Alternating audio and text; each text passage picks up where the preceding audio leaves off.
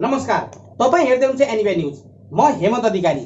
यतिखेर विश्वमा कोरोनाको महामारीले गर्दाखेरि दुनिया त्रस्त छ र भारत र नेपाल लकडाउनको भएको समयमा खास तौरमा आज मजदुर दिवस मई दिवसको रूपमा मनाउने चलन छ र पनि यो मजदुर दिवसमा हामीले त्योहार मनाउनुको साथसाथमा जो मजदुरहरू विखण्डित भएर अहिले जो छ भारतका कुना कुनामा या विश्वका कुना कुनामा चाहिँ अहिले त्राही भएर बसेका छन् र हार गुहार लगाउँदै सरकारसित निवेदन गरेका छन् कि हामीलाई कसरी हुन्छ हाम्रो देशमा चाहिँ भित्राउने कोसिस गर्नुस् भनी माग एनबी न्यूजमालाई पनि गइरहेको विषयलाई लिएर आज हामी थियौं।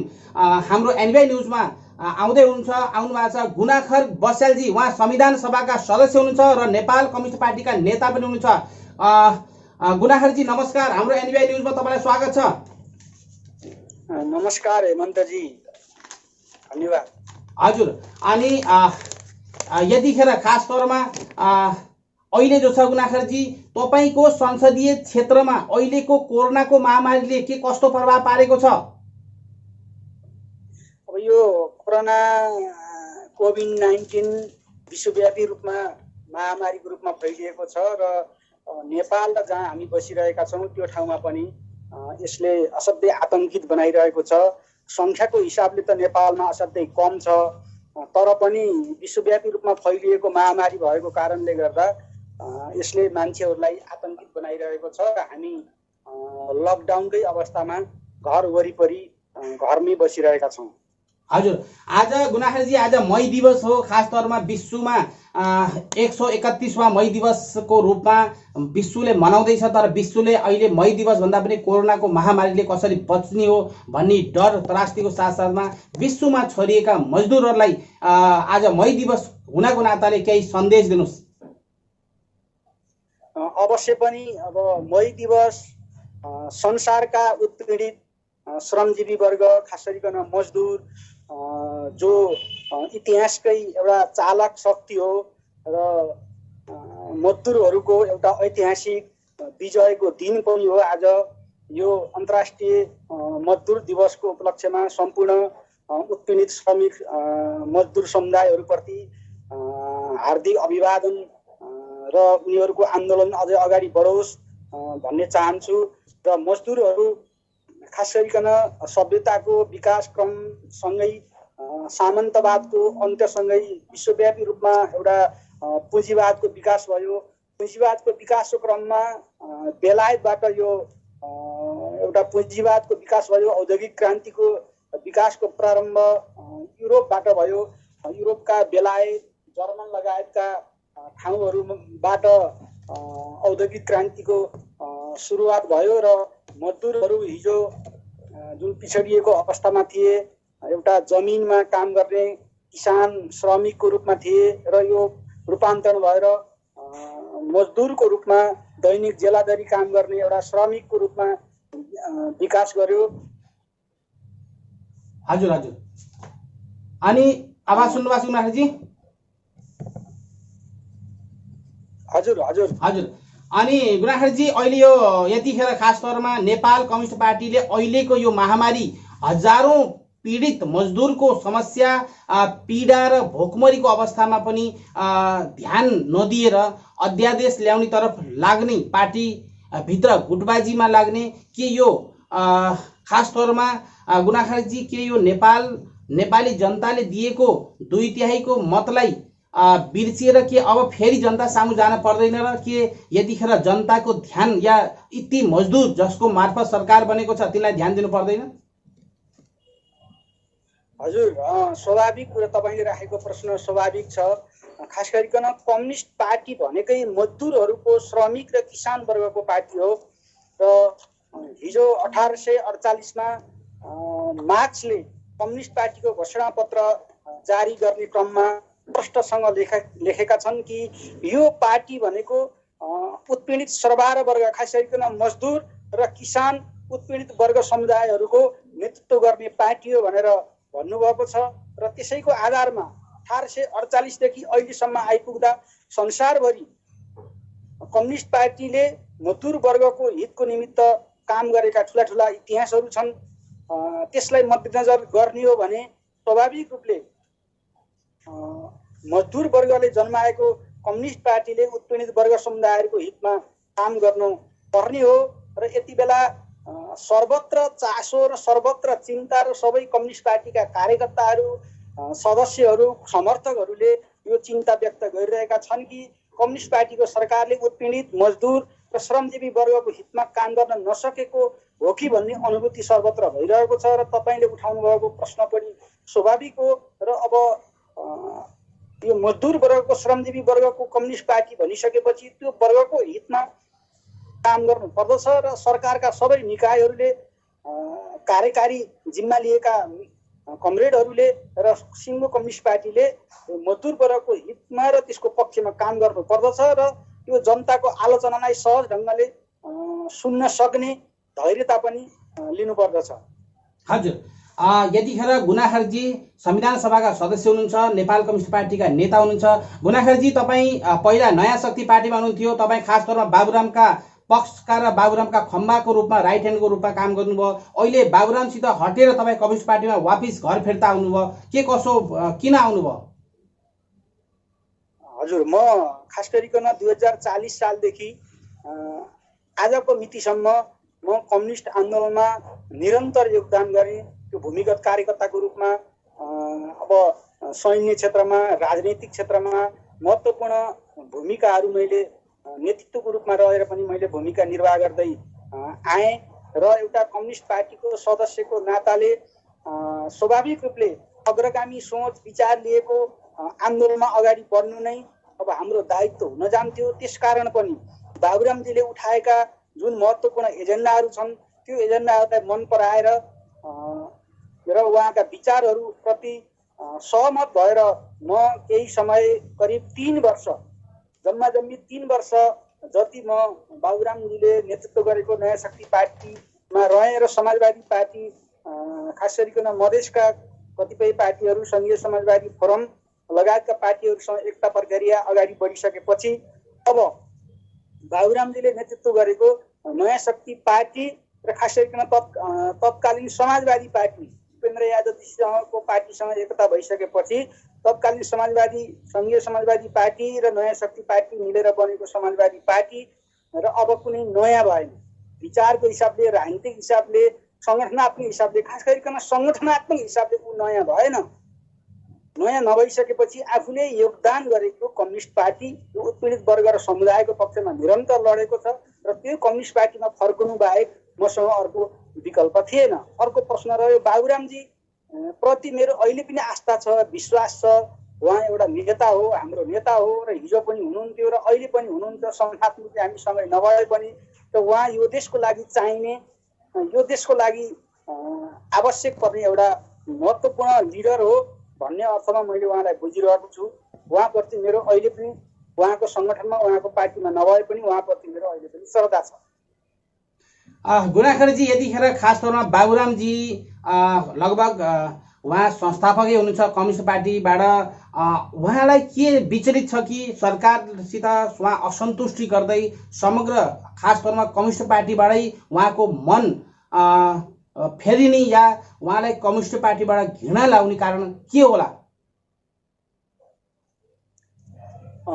खास गरिकन बाबुरामजीले जुन विश्वमा रहेको पुँजीवाद र समाजवाद, साम्यवादी जुन दर्शन दृष्टिकोण हो त्यसले जनसमुदायका, विश्वका जनताहरूका समस्याहरू समाधान गर्न सकेन भन्ने निष्कर्षमा पुगिसकेपछि जुन नयाँ आधारमा, नयाँ दर्शन, नयाँ राजनीति, नयाँ विचार सिद्धान्तलाई विकास गर्ने भनेर उहाँ लाग्नुभयो। र पछिल्लो चरणमा चाहिँ उहाँ सङ्गठनात्मक आधारको रूपमा विचार त उहाँसँग होला र पनि सङ्गठनात्मक आधारको रूपमा उहाँ चाहिँ त्यो विचारमा निरन्तर अडिरहन सक्नु भएन।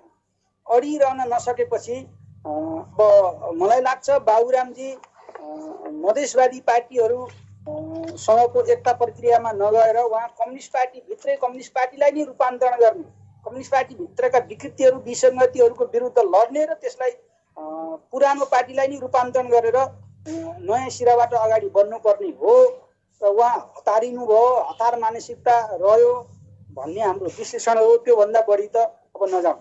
अनि गुनाखरजी यतिखेर खास तौरमा नेपाल कम्युनिस्ट पार्टी सरकारले बाबुराम भट्टराईजीले रेडियो नेपालमा दिएको इन्टरभ्यूलाई चाहिँ हटाएको छ, त्यसमा के थियो र इन्टरभ्यूमा जो उहाँलाई हटाउनै पर्ने थियो? होइन, यो लोकतन्त्र हो। हामी कम्युनिस्टहरू सङ्घीय लोकतान्त्रिक गणतन्त्रको निमित्त, जनवाद स्थापनाको निमित्त, स्वतन्त्रताको निमित्त, मौलिक हक अधिकारहरू वाक स्वतन्त्रताको निमित्त जो निरन्तर कम्युनिस्टहरू लडिरह्यौँ। त्यसैले अब डाक्टर बाबुराम भट्टराईले रेडियो नेपालमा बोलेका जुन अभिव्यक्तिहरू छन् त्यो अभिव्यक्तिहरूको सामना हामीले विभिन्न सञ्चार माध्यमबाट सामना गर्ने हो। त्यो चाहिँ रेडियो नेपालबाट त्यो रेकर्ड हटाउनु र माफी माग्ने कुरा त्यो राम्रो कुरा होइन। लोकतन्त्रभित्र त्यो आधारभूत मूल्य र मान्यताभित्र त्यो पर्दैन र त्यसो गर्न हुँदैन थियो। र लोकतन्त्रमा त अब शान्तिपूर्ण ढङ्गले विभिन्न माध्यमबाट चाहिँ त्यसको प्रतिवाद गर्न सकिन्थ्यो। र जे काम रेडियो नेपालबाट त्यो रेकर्ड हटाउने काम भयो त्यो चाहिँ लोकतन्त्रको पक्षमा छैन, त्यो गर्नु हुँदैन थियो। हजुर, यहाँ अहिले जो छ गुनाखर बस्यालजी खास तौरमा संविधान सभाका सदस्य र प्लस नेपाल कम्युनिस्ट पार्टीका नेता हुनुहुन्छ र उहाँ हाम्रो एनबिआई न्युज मार्फत तपाईँहरूलाई चाहिँ सन्देश दिँदै हुनुहुन्छ। आज मई दिवसको रूपमा खास तौरमा मजदुरहरूलाई खास तौरमा सन्देश दिनुको निम्ति हामीले उहाँलाई आमन्त्रण गरेका थियौँ। र गुनाखरजी, अब नेपाल सरकारले विदेशमा रहेको प्रवासी नेपालीहरूलाई कसरी कहिले उद्धार गर्ला, नेपाली भित्र्याउला नेपालभित्र? अब नेपाल सरकारले कहिले भित्र्याउला, के गर्ला भन्ने कुरा त अब मन्त्रीमण्डलमा भएका र सरकारमा भएका साथीहरूले फैसला गर्ने कुरा हो, उहाँहरूले जान्ने कुरा हो। तर पनि एउटा कम्युनिस्ट पार्टीको, नेकपाको कार्यकर्ताको हैसियतले म यति मात्रै भन्न सक्छु कि सम्पूर्ण श्रमजीवी वर्गको नेतृत्व गर्ने कम्युनिस्ट पार्टीले देशभित्र र देश बाहिर, इन्डियादेखि भारतदेखि विश्वका विभिन्न ठाउँमा भएका जो श्रमजीवी नेपालीहरू छन्, नेपाली नागरिकहरू छन्, जुन नेपाली नागरिकहरूकै ले पठाएको रेमिट्यान्सले देशको 1/3 रेमिट्यान्सले चलिरहेको अवस्था छ। त्यस्तो अवस्थामा बाहिर काम गर्न गएका श्रमजीवी वर्गहरूलाई, नेपाली नागरिकहरूलाई सरकारले योजनाबद्ध ढङ्गले देशभित्र भित्र्याउने, बेरोजगारहरूलाई देशभित्र भित्र्याउने, बाहिर भएकाहरूको हकमा पनि स्वास्थ्य स्थिति के छ भन्ने विषयमा सही ढङ्गले जानकारी लिने र उनीहरूको चाहिँ रेखदेख गर्ने विषयमा चाहिँ चुक्नु हुँदैन। यो अवसर हो, यो डरलाग्दो चुनौती पनि हो, यो महासङ्कटकाल हो। यस्तो चाहिँ बेलामा चुनौती र अवसर दुईटै कुरा छ र चुनौतीलाई स्वीकारेर सरकारले अघि बढ्न तयार हुनुपर्दछ र त्यसको अर्को कुनै विकल्प छैन। र हामी कम्युनिस्ट पार्टीका सदस्य भएको नाताले यस्ता मजदुर वर्गहरूलाई देशभित्र भित्र्याउने र रोजगारको सिर्जना गर्ने खालका थुप्रै योजनाहरू ल्याउन जरुरी छ, ल्याउनु पर्दछ। अनि गुनाखरजी, यतिखेर खास तौरमा तपाईँले जुन एजेन्डा बोकेर सरकारको विरुद्ध पहिल्यै तपाईँले चाहिँ सरकार यसरी हामी ल्याएर हामीले चाहिँ घाँसबास कपासको निम्ति हामीले ग्यारेन्टी दिन्छौँ तपाईँले भन्नुभएको थियो। र तपाईँ सरकार आएपछि पहिलेको एजेन्डा र अहिलेको एजेन्डामा के फरक पाउनुहुन्छ तपाईँले? होइन, यो कम्युनिस्ट पार्टीको राज्य सत्ता होइन, कम्युनिस्ट पार्टीको सरकार हो। कम्युनिस्ट पार्टीको राज्य सत्ता हुनको लागि सेना, प्रहरी, कर्मचारी संयन्त्र र राज्यका सम्पूर्ण निकायहरू एउटा कम्युनिस्ट पार्टीको नीति सिद्धान्त र विचार अनुसार अगाडि बढ्ने हैसियतमा पुग्नु पर्दछ। र पनि अहिले जननिर्वाचित कम्युनिस्ट पार्टीको सरकार छ। जननिर्वाचित कम्युनिस्ट पार्टीको सरकारको नाताले यसले आफ्ना नीति, कार्यक्रम र योजनाहरूलाई सही ढङ्गले परिलक्षित गर्दै अगाडि बढाउन पर्ने हो। त्यो खालको कामहरू नभएको अनुभूति सर्वत्र भइरहेको छ। त्यो कुरा हाम्रा नेतृत्वले, प्रधानमन्त्रीले, सदस्य अध्यक्षहरूले, हाम्रो केन्द्रीय सचिवालयले गम्भीरतापूर्वक लिन पर्ने हो र लिनु पर्दछ। यदि हामीले त्यसो गर्न सकेनौँ भने अब हाम्रो विनाशको सुरुवात यहीँबाट हुन्छ। त्यसकारण आफूलाई यो चुनौतीको सामना गर्दै अगाडि बढ्ने हैसियतमा आफूलाई पुर्याउने कि आफूलाई धाराशाही गराउने भन्ने कुरा अब हामीसँगै छ। अन्तर्निहित हुन्छ। त्यसो हुँदा यो विषयमा सत्तामा भएका सरकारमा भएका साथीहरूले गम्भीरतापूर्वक सोच्नु पर्दछ। गुनाखरजी के नेपालभित्र रोजगार अब जो कोरोनाले गर्दाखेरि खास तौरमा दुनियाँमा अब मजदुर वर्ग नेपालतिर पलायन गरेका छन्, गर्दै पनि छन् र समग्र नेपालीहरू अगर नेपालभित्र भित्रिन्छन् भने अहिले रोजगारको ग्यारेन्टी त्यसै नेपालभित्र कमी छ भने अनि अरू पनि थपिँदै गयो भने के सरकारले ती सबैलाई रोजगार ग्यारेन्टी दिन सक्ला? दिनु पर्दछ र जनतालाई आश्वस्त बनाउनु पर्छ। तुरुन्तै सबै कुरा गरिहाल्नु पर्छ, सरकारले गर्न सक्छ भन्ने कुरा त होइन, तर जनतालाई आश्वस्त बनाउनु पर्छ, नागरिकहरूलाई आश्वस्त बनाउनु पर्छ। खास गरिकन हामीसँग 3टा सम्भावनाहरू बोकेको देश हो। अहिले तत्काललाई चाहिँ हामी कृषि प्रधान देश भएको हुनाले कृषिमा आधुनिकीकरण गर्ने, कृषिमा आधुनिकीकरण गरेर कृषि उत्पादन तीव्र बढाउने, कमसेकम पनि जनतालाई भोकमरीबाट बचाउने उद्देश्य सहित कृषि क्षेत्रलाई प्राथमिकताका साथ अगाडि बढाउन जरुरी छ र जनताले उत्पादन गर्ने ठाउँ दिने र उत्पादन गरिसकेपछि बिक्री वितरणको व्यवस्था राज्यले मिलाउने हो भने कृषि क्षेत्रबाटै हामीले देशका चाहिँ अब अधिकांश समस्याहरू हल गर्न सक्छौँ। कमसेकम हामी आत्मनिर्भर बन्ने दिशातिर जान सक्छौँ। त्यो योजना आगामी बजेटमा सरकारले, नीति तथा कार्यक्रम र आगामी बजेटमा सरकारले ल्याउनु पर्दछ र हामी सरकारलाई र कम्युनिस्ट पार्टीलाई त्यो सुझाव दिन्छौँ। बिल्कुल। गुनाखरजी अब हाम्रो एनबिआई न्युजमा आइदिनु भयो र हाम्रो एनबिआई न्युजका दर्शकहरूलाई केही सन्देश दिनुहोस्। हजुर, अब खास गरिकन आजको दिन ऐतिहासिक अन्तर्राष्ट्रिय मजदुर दिवस हो। खास गरिकन बेलायतबाट सुरु भएको औद्योगिक क्रान्ति, मजदुरहरूको सङ्घर्ष र बेलायतमा चाहिँ रोबर्ट बन्टले 1810मा 8 घण्टा कामको माग राख्दै आन्दोलन गरे। 1817मा 8 घण्टाको कामको नारा अगाडि बढाए। त्यस्तै गरेर चाहिँ 1847मा महिलाहरू र बच्चाहरूलाई 10 घण्टा कामको ग्यारेन्टी गरे, 16 घण्टालाई घटाएर। त्यस्तै गरेर 1848मा फ्रान्समा फेब्रुअरी क्रान्ति भयो। फेब्रुअरी क्रान्तिले 12 घण्टा कामको ग्यारेन्टी गर्यो। यसरी मजदुरहरूले निरन्तर आन्दोलन गर्दै आए। जो आज ऐतिहासिक दिन हो।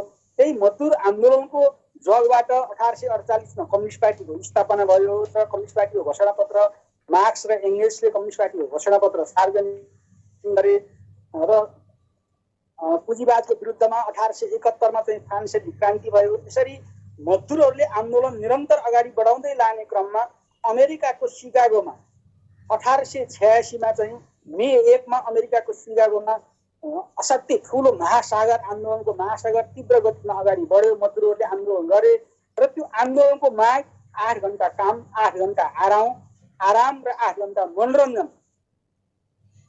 यसरी 24 घण्टालाई 8-8 घण्टामा विभाजन गर्ने र जम्मा 8 घण्टा काम गरे पुग्ने जुन मजदुरहरूको माग थियो, त्यो माग पुरा भएको दिन सन् 1889मा त्यो माग पुरा भएको र मे 1लाई संसारका मजदुरहरूले, श्रमजीवी वर्गले आफ्नो विजयको दिन मानेका छन्। त्यो दिनलाई श्रमजीवी वर्गहरूको ऐतिहासिक दिन हो, विजयको दिन हो र मजदुर क्रान्ति निरन्तर अगाडि बढ्दै गइरहेको छ र यसले अझै आफूलाई उत्कृष्ट बनाउँदै संसारमा अन्याय र अत्याचारको विरुद्धमा मजदुरहरू अगाडि बढ्छन् र मजदुरहरूको हकको लागि अझ थप ऐन, नियम, कानुन र संविधानमा उल्लेख गरेर श्रमजीवी वर्गको हितमा राज्य सत्ता अगाडि बढोस् भन्ने र सम्पूर्ण मजदुरहरूलाई मेरो यो मजदुर दिवसको अवसरमा हार्दिक शुभकामना समेत व्यक्त गर्न चाहन्छु। हजुर, यहाँ गुनाखर बसालजी खास तौरमा संविधान सभाका सदस्य प्लस नेपाल कम्युनिस्ट पार्टीका नेता हाम्रो एनबिआई न्युजमा आएर तपाईँहरूलाई सन्देश दिनुभयो। हाम्रो एनबिआई न्युजमा आएर सन्देश दिनुभयो त्यसको लागि धेरै धेरै धन्यवाद। नमस्कार सर। धन्यवाद sir. Subscribe to our channel by clicking the subscribe button. Click the bell button and enjoy the latest uploads from our channel. Subscribe to our channel by clicking the subscribe button. Click the bell button and enjoy the latest uploads from our channel.